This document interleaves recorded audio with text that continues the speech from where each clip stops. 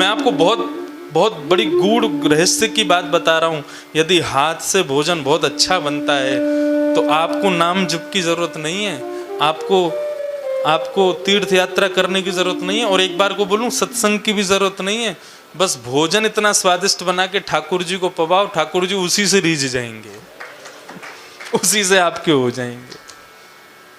लेकिन बनाओ इसी भाव से कि मैं अपने लाल जी के लिए बना रहा हूं।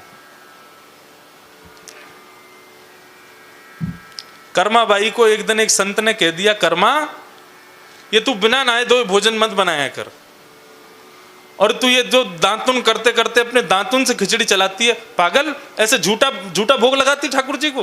बोले ठाकुर जी तो फिर भी आते हैं खाने।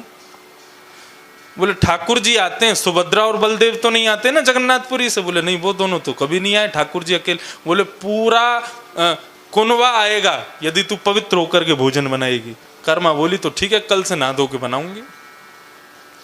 अब तो कर्मा बाई ने पहले ही दांतुन कर ली, पहले ही सब शौच आदि से निवृत्त हो गई, नहा धो के तैयार हो गई। आज कर्मा बाई लेट हो गई भोजन बनाने में, नहा धो के बना रही है। ठाकुर जी मां प्रतीक्षा कर रहे हैं जगन्नाथपुरी में, कर्मा की खिचड़ी की खुशबू आवे तो मैं जाऊं, अभी तक आई नहीं। प्रतीक्षा करते करते करते करते वहां जगन्नाथपुरी में घंटे बज गए, मतलब मंदिर खुलने का समय होने वाला था, और जगन्नाथ जी वहां पर उतावले बैठे। आज कर्मा ने बुलाया क्यों नहीं, मंदिर खुलने में थोड़ी देर रह गई थी, इतने में ही कर्मा बाई की खिचड़ी बन गई। महाराज घंटी की आवाज आने लगी, ठाकुर जी दौड़े मंदिर से दौड़ करके देखे तो आज तो कर्मा बाई बड़ी सुंदर बन के, बिल्कुल साड़ी वाड़ी पहन करके, बिल्कुल स्वच्छ होकर के खिचड़ी लेके बैठी थी। ठाकुर जी कर्मा बाई के यहाँ पहुंचे ही थे कि इतने में ही जगन्नाथपुरी में घंटे बजने लगे, मंदिर खुलने की तैयारी होने लगी। ठाकुर जी दो बात करते तो दूर की बात, अब खिचड़ी बनी जल्दी खावें, तो गरम गरम खिचड़ी हाथ लगाने में भी ठाकुर जी को लग रही थी, लेकिन खिचड़ी खानी है, क्या करूं, तो जलते हुए हाथ से मुंह में भरने लगे अपने में। यहां से मुंह जल गया, यहां से मुंह जल गया, आंखों से अश्रुपात होने लगे, घंटे घड़ियाल बजने लगे, जगन्नाथ मंदिर का मुख्य द्वार खुलने लगा। ठाकुर जी पूरी गरम गरम खिचड़ी मुख में भर करके दौड़े, और जैसे ही जगन्नाथ मंदिर में पहुंचे हैं, नेत्रों से कष्ट के कारण आंसू निकलने लगे। ठाकुर जी के मुंह में घाव हो गए। रात्रि में कर्मा बाई को स्वप्न दिया जगन्नाथ जी ने, कर्मा आज मैं पूरे दिन कुछ नहीं खा पाया, क्यों? तेरी प्रातः काल की खिचड़ी इतनी गर्म थी कि पूरे मुंह में घाव हो गए। लाल जी मैंने तो आज बड़ी स्वच्छ होकर के बनाया था, नहा धो करके दांतुन आदि सब करके फिर बनाई थी। बोले आज की तेरी खिचड़ी स्वादिष्ट भी नहीं थी और बहुत गर्म थी। कर्मा तू नहाने धोने और उन सब की चिंता मत किया कर, तू जैसे हमेशा बनाती है वैसे बनाया कर, मुझे वही खिचड़ी पसंद है। प्रेम से तुझसे दो बातें करूं, तेरे सामने तुझको निहारूं। अरे खिचड़ी खाने थोड़ी आता हूं, मैं तो तुझको देखने आता हूं, तुझसे मिलने आता हूं। तू जैसी व्यवस्था से रोज बनाती है वैसी बनाया कर। ये नहाने धोने में समय व्यर्थ करती है, मैं लेट हो जाता हूं दर्शन देने के लिए। अगले दिन से कर्मा ने फिर से नियम तोड़ दिए, बिना नहाए धोए और दांतुन करती हुई फिर से खिचड़ी बनाने लगी। श्री जगन्नाथ जी आज भी प्रेम से पधारे, कर्मा बाई को देखते हैं और उसके हाथ से खिचड़ी खा रहे हैं। तो मेरी बात को आप अन्यथा मत समझिएगा, मैं अटल सत्य के साथ बोल रहा हूं। आपको नाम जप की आवश्यकता नहीं है, आपको तीर्थ यात्रा की आवश्यकता नहीं है, और कह दूं तो कोई अतिशयोक्ति नहीं, सत्संग से भी वंचित हो जाओ तो हो जाना, लेकिन पाक सेवा यदि आपके हाथ में बहुत अच्छी है तो ठाकुर जी का चिंतन करते हुए सुंदर सुंदर भोजन बनाने लग जाओ। आपकी भोजन शैली से ही प्रसन्न होकर लाल जी आपको मिल जाएंगे। एक ब्रजवासी कह रहा है और एक वक्ता कह रहा है, मेरी बात को आप अन्यथा मत लीजिएगा, मैं सत्य कह रहा हूं, ठाकुर जी मिल जाएंगे। और दूसरा गुण जिस पर भगवान बहुत, दूसरी विद्या जिस पर भगवान बहुत रीझ जाते हैं, वो दूसरी विद्या है गायन की विद्या। यदि कोई व्यक्ति बहुत अच्छा गायक बन जाए, अच्छा एक तो बहुत बड़ी बात है ना, गायक बहुत अच्छे बन जाएं तो अभिमान आ जाता है।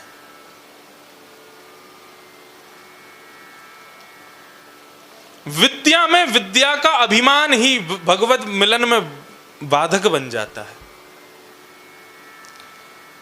कई लोग बहुत ज्ञानी होने के बाद भी उस ज्ञान का अभिमान कर लेते हैं, इसलिए ऋते ज्ञानान न मुक्ति, भगवान स्वयं कहते हैं कि ज्ञान के बिना मुक्ति नहीं मिलती। लेकिन वही ज्ञान यदि अहंकार युक्त हो जाए तो भगवान कहते हैं मुझसे भी नहीं मिला पाता, वो मेरी प्राप्ति में भी वो बाधक बन जाता है।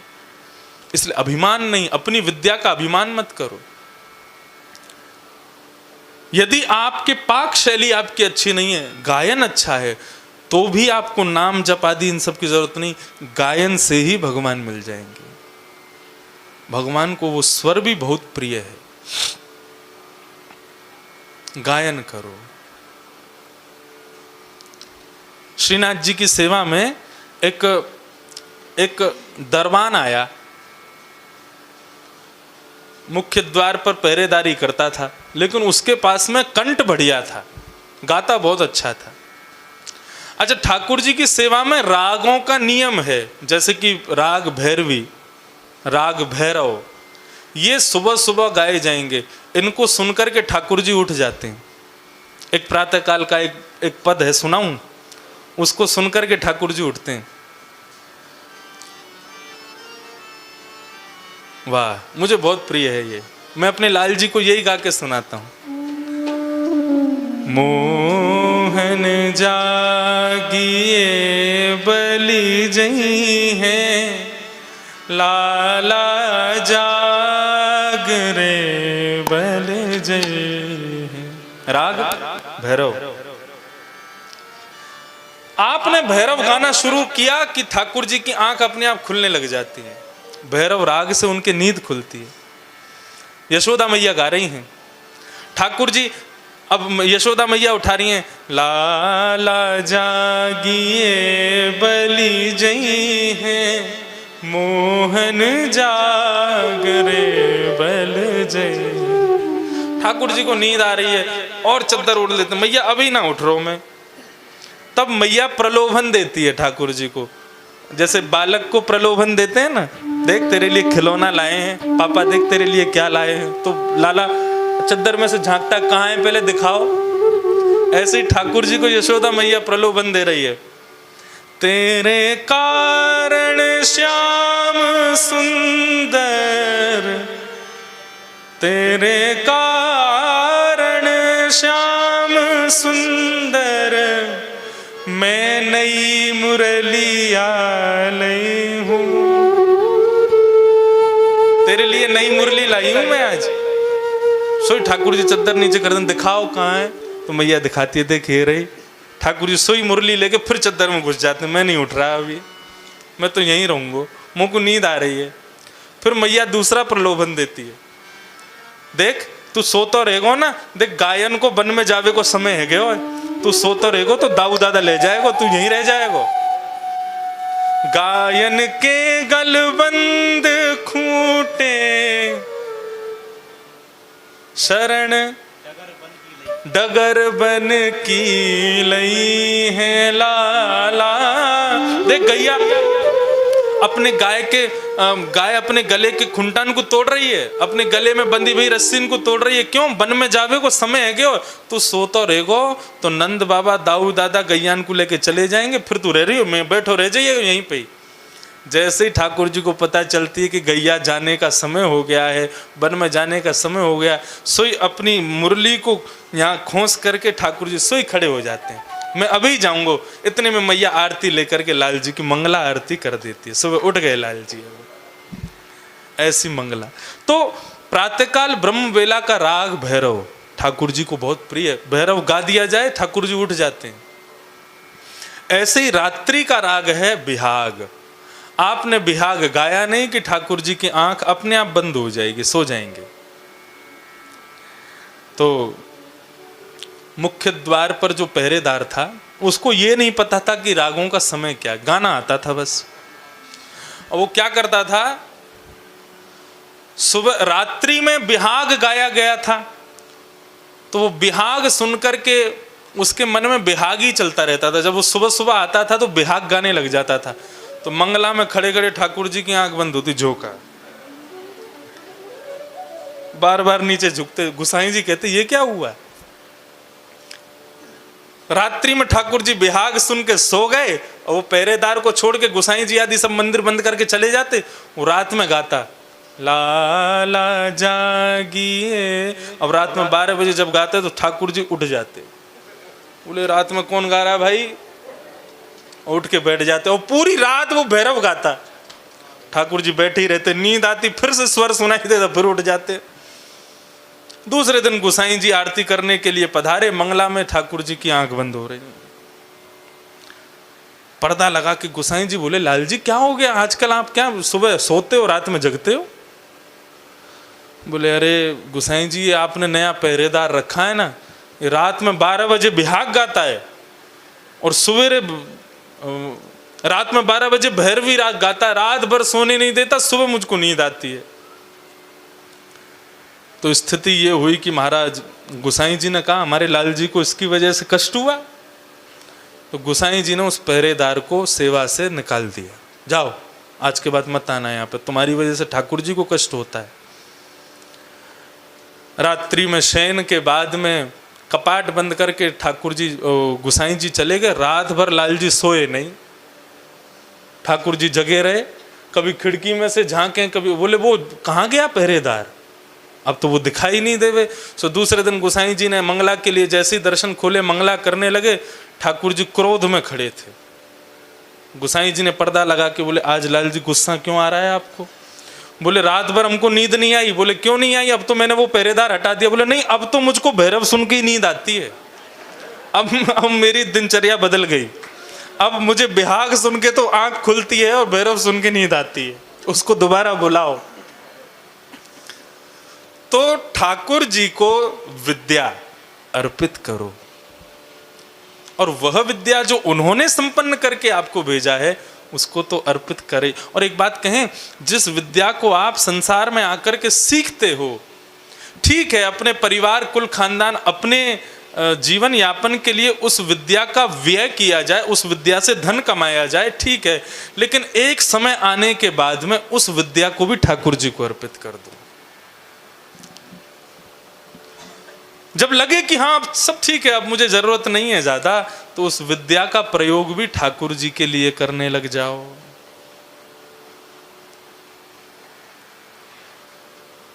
विद्या, क्योंकि देखिए एक नियम बताया गया कि विद्या सदैव उसको देनी चाहिए जो अधिकारी है।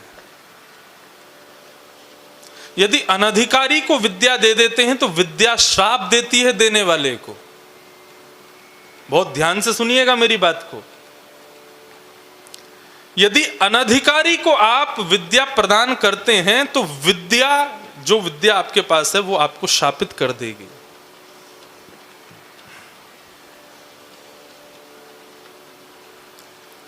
कविराज कालिदास, उनका अंत एक अयोग्य को विद्या देने से हो गया था। बहुत विद्वान थे कालिदास, उनकी विद्या की पराकाष्ठा अतिश्रेष्ठ, लेकिन काली के बड़े भक्त थे। तो एक बार उन्होंने, जैसे लोग भगवान श्री कृष्ण के अंग प्रत्यंगों का अपने अपने पदों में अपने ग्रंथ में करते हैं, ऐसे कालिदास ने काली के अंग का वर्णन किया। कालिदास से एक अपराध हो गया। अब इसको अपराध नहीं कहेंगे, क्योंकि बड़े जन जो कुछ भी करते हैं वो हमको शिक्षा देने के लिए करते हैं, भले उससे उनका अनिहित हो जाए।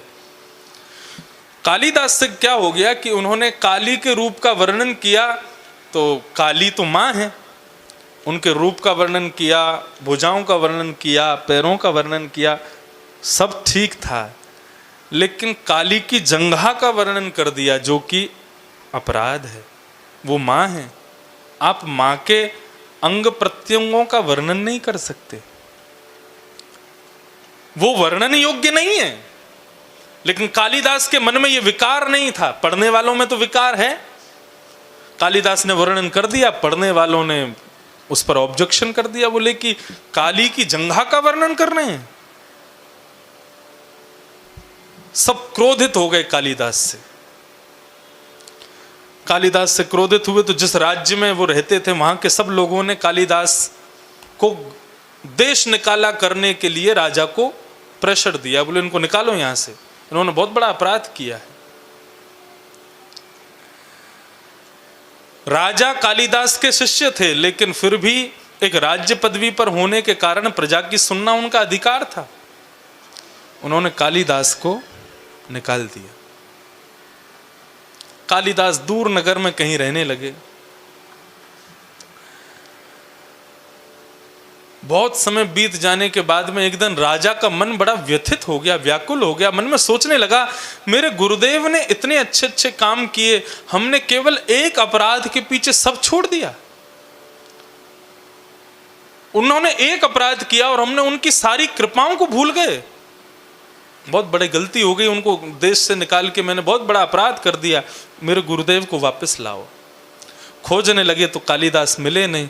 तब राजा विद्वान था, कालिदास का शिष्य था, तो राजा ने एक श्लोक लिखा और वो श्लोक आधा लिखा और कहा कि भाई जो इसको पूर्ण कर देगा मैं उसको 100 सोने की मोहर दूंगा, क्योंकि राजा जानता था सिवाय कालिदास के इसको पूरा कोई नहीं कर सकता। श्लोक क्या था? कमलेत कमलोत्पत्ति श्रूयते न तु दृश्यते। आधा श्लोक, कमल से कमल उत्पन्न होता है, ये केवल सुना गया है, देखा कभी नहीं गया।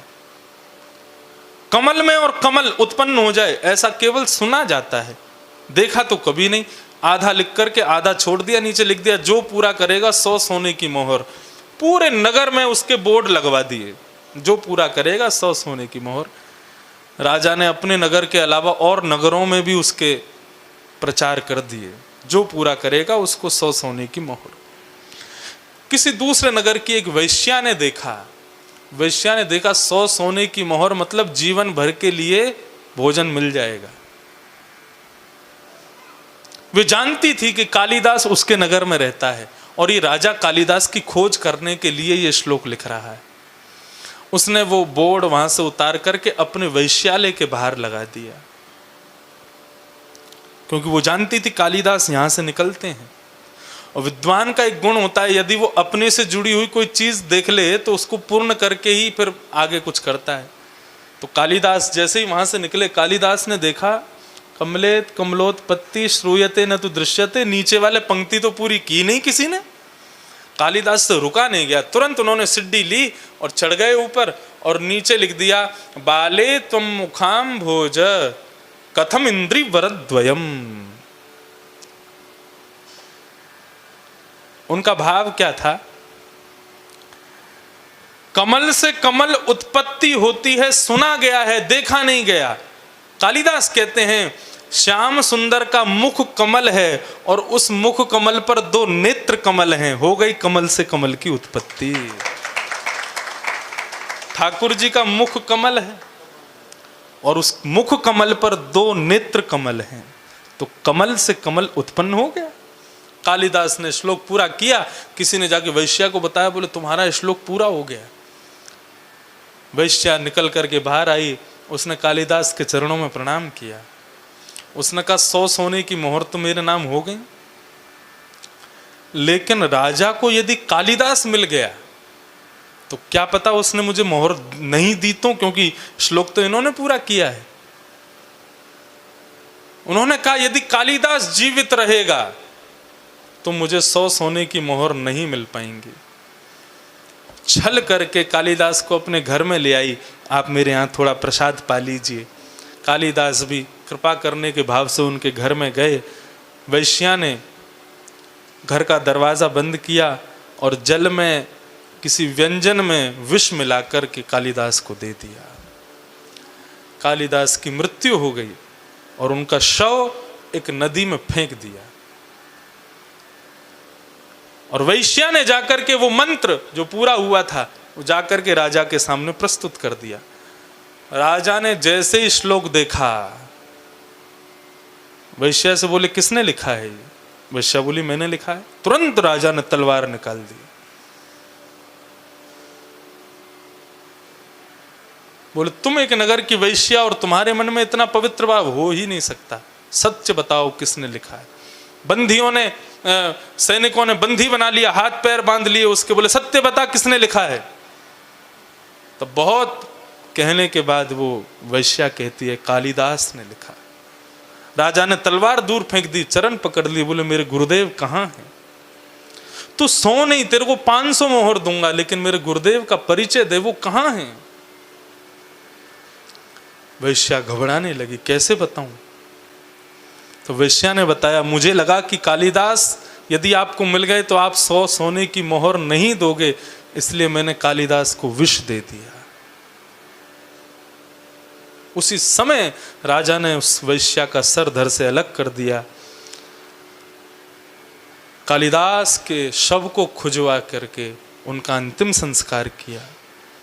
अंतिम संस्कार करके राजा का मन बड़ा व्याकुल, वे अपने गुरुदेव के पास, दूसरे गुरुदेव एक संत थे उनके पास गए और जाकर के कहा, महाराज इतना बड़ा ज्ञानी, इतना बड़ा ज्ञानी कालिदास, और ऐसी ऐसी ऐसी मृत्यु। कहां तो भगवान वेदों में कहते हैं रते ज्ञानान्न मुक्ति, ज्ञान के बिना मुक्ति नहीं मिलती, और इतना बड़ा ज्ञानी कालिदास जिसने संपूर्ण जीवन अपना ज्ञान युक्त होकर के भगवान की सेवा में व्यतीत कर दिया, आज उसकी इतनी दर्दनाक मृत्यु क्यों? तब उस संत ने जो बात कही वो सुनने योग्य है। उन्होंने कहा कि देखो कालिदास था ज्ञानवान, बहुत विद्वान, लेकिन कालिदास ने एक सुंदर विद्या को एक कुपात्र वैश्या को दे दिया। जो ज्ञान वहां लिखा उन्होंने, उसकी योग्य नहीं थी वो वैश्या। उस सुंदर विद्या को एक कुपात्र वैश्या को उन्होंने दे दिया, इसलिए विद्या ने ही उनको शाप दे दिया। इसलिए राजन, कहीं हमारी विद्या किसी कुपात्र के पास ना चली जाए, इसलिए हमारी विद्या के सबसे बड़े पात्र केवल राधा रमन लाल हैं, केवल बिहारी जी हैं। अपनी समस्त विद्या का दान केवल उन्हीं को करो। आपने किसी और को रिझाने के लिए उसको प्रस्तुत कर दिया और कहीं वो उसके योग्य नहीं हुआ, तो आपकी विद्या कहीं आपको श्राप ना दे दे। इसलिए सावधान।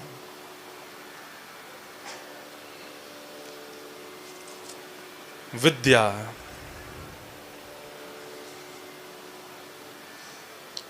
माता शत्रु पिता बैरी ये न बालो न पाठिता। वो माँ शत्रु मानी जाती है, पिता बैरी माना जाता है बालक का, जो बालकों को सुंदर विद्या नहीं दिलाते।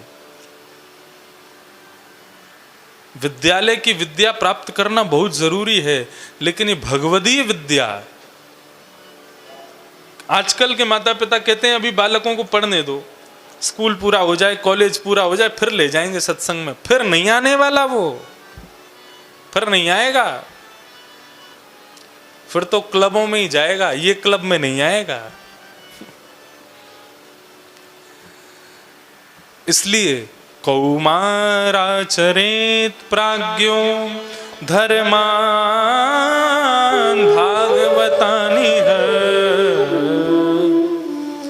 कुमार अवस्था से ही बालकों को सत्संग में लाना शुरू करो। मुझे कल बता रहे थे कि हमारे साईं अम्मा के दरबार में किसी नए व्यक्ति को प्रवेश नहीं है। यहाँ पर सेवक सेवा कोई करना चाहे तो किसी नए को प्रवेश नहीं मिलता।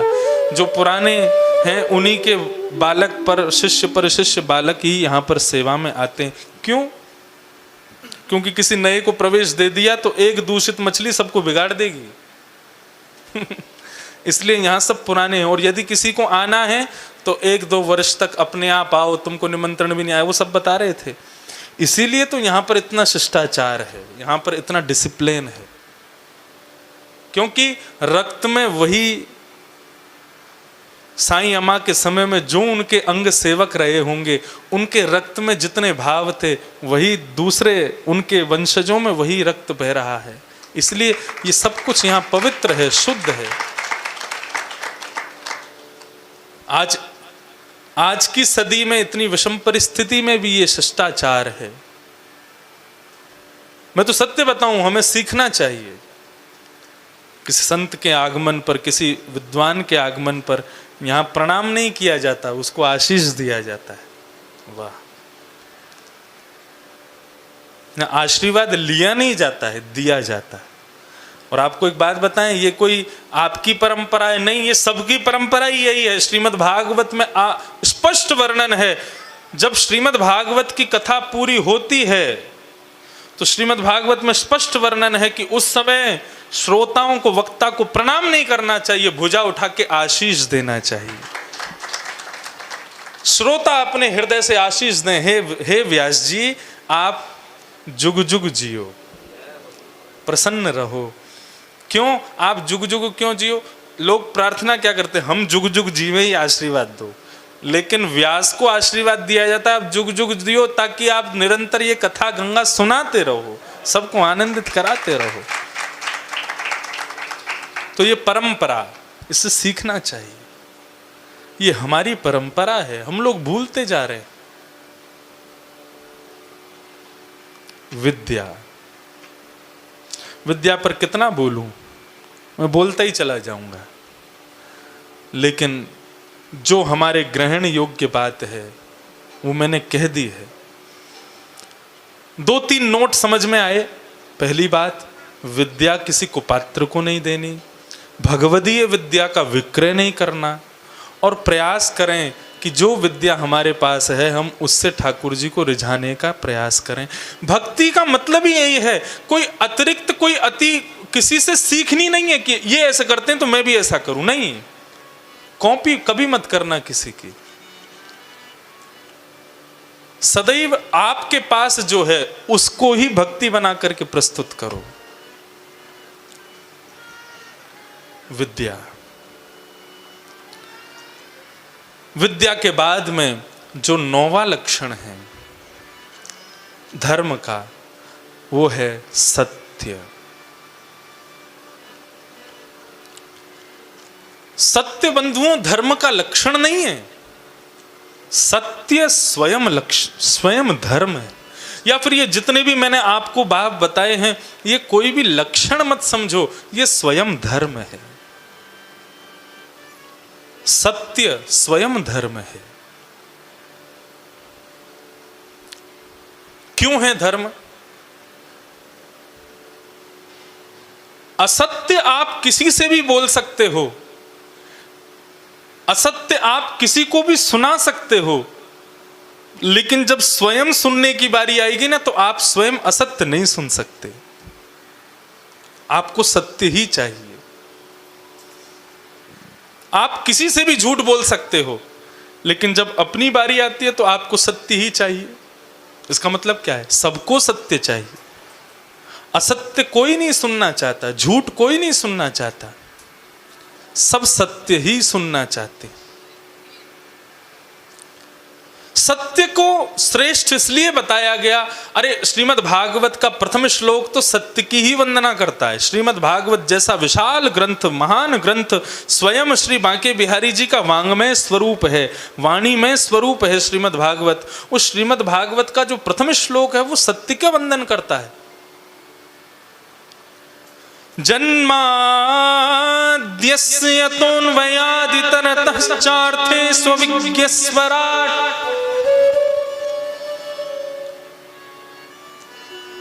तेने ब्रह्म हृदय आदिकवये मुह्यन्ति यत्सूरयः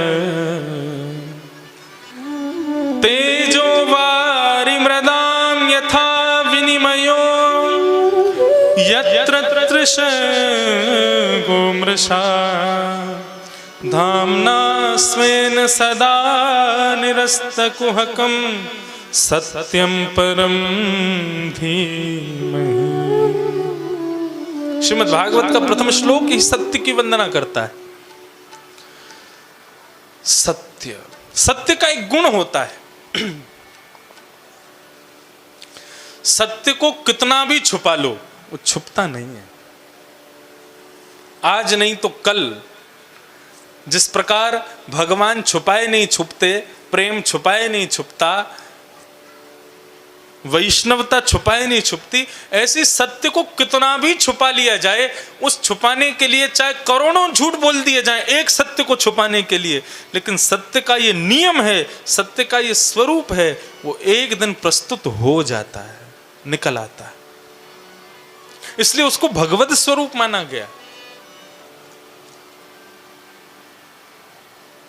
सत्य का ये भाव है। सत्यम ब्रूयात, सत्य बोलो।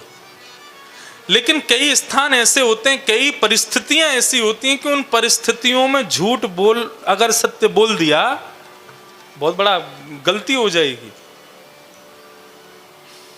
तो विवेक युक्त होकर के सदैव विचार करो, सत्य सब जगह श्रेष्ठ नहीं होता, लेकिन जहां श्रेष्ठ है वहां। अच्छा एक बात कहें, हमारी भगवदीय भाषा में, हम भक्तों की भाषा में, भक्ति की भाषा में सत्य क्या है? भगवद नाम ही सत्य है, बाकी सब असत्य है। भगवान का नाम ही परम सत्य है। श्री बिहारी जी का नाम ही परम सत्य है। इसलिए नाम को वंदन किया गया भागवत में। भगवान से भी पहले भगवत नाम को वंदन किया गया है। सत्य